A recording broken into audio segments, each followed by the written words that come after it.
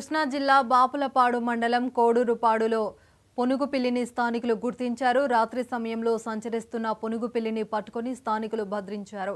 కటవీ శాఖ అధికారులకు సమాచారం ఇచ్చి అందజేయనున్నట్లు గ్రామస్తులు చెప్పారు.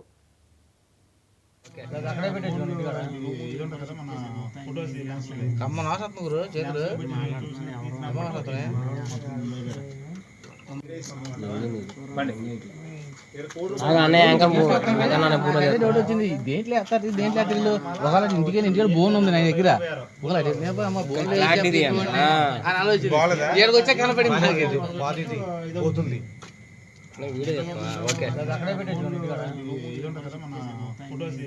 కమ్మ నాసత్తురు చేతులు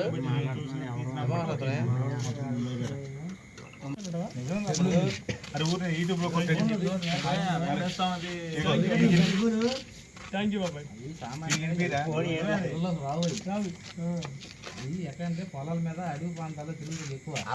నీకు అదృష్టం అనుకుంటా, అడవి కూడా ఎట్లా